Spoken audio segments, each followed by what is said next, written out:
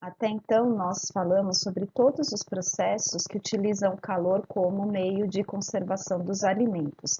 Agora nós vamos falar sobre o frio. O frio, basicamente,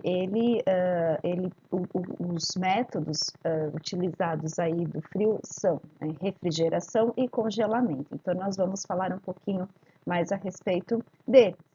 Mas primeiro a gente vai falar sobre os princípios do frio.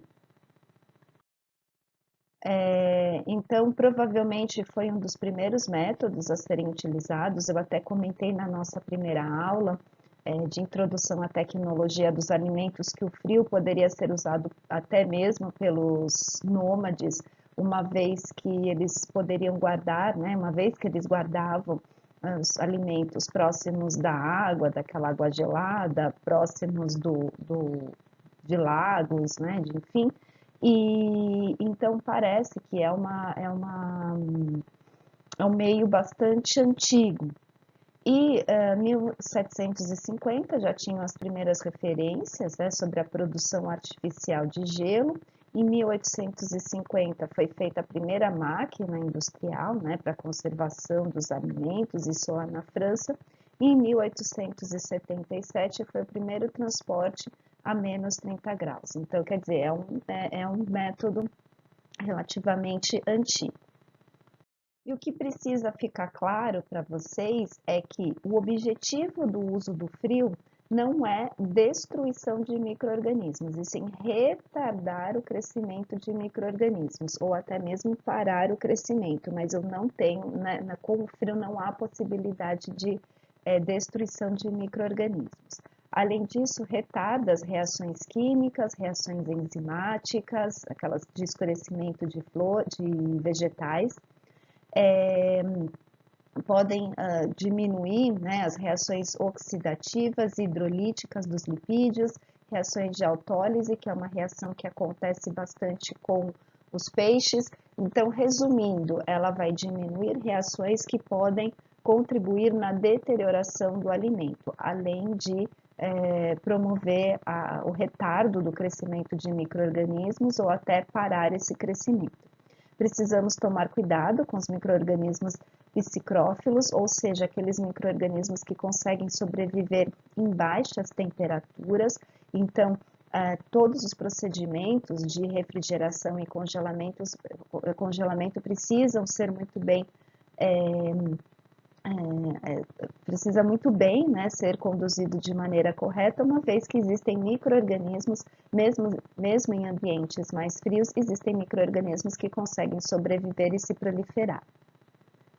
Como vantagens do frio, podemos elencar que mantém a qualidade organoléptica ou as características sensoriais do produto, então não se modifica quando o alimento está armazenado na geladeira ou no freezer, consegue manter o valor nutricional, diferentemente dos processos que utilizam calor, porque com o calor algumas vitaminas, como vocês viram, são perdidas, e como desvantagem, ele pode ser caro, entre aspas, né? Porque existe a questão da cadeia fria. Então, existe essa possibilidade, né? Essa necessidade de se expor esse alimento a uma cadeia fria. Então, eu preciso comprar o refrigerador, preciso comprar o congelador, preciso ter um cuidado no transporte desses alimentos que são refrigerados ou congelados. Então, é por isso que ele acaba tendo uma característica, um preço um pouco mais elevado, mas ele acaba apresentando aí alto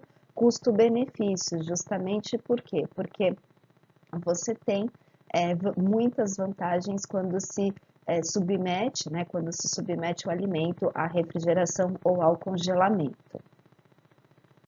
Como princípios básicos que devem ser levados em consideração à refrigeração ou ao congelamento, é que o alimento deve estar sadio quando são submetidos a esse tipo de método, justamente porque a refrigeração ou congelamento, ela vai só promover a deterioração, principalmente na questão da refrigeração.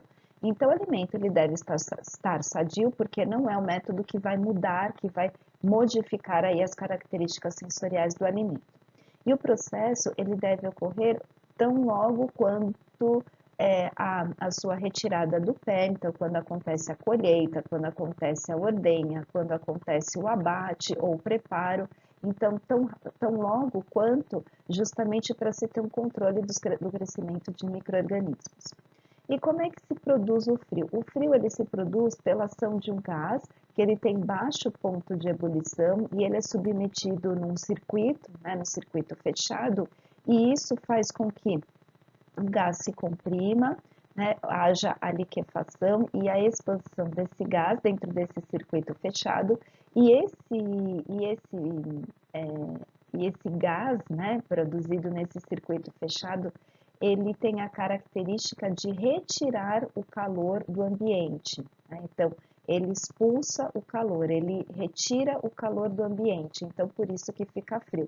Então, não é que ele vá produzir frio, mas é que sim consegue se retirar o calor do ambiente. Agora nós vamos falar sobre os métodos, né, então, de refrigeração e congelamento.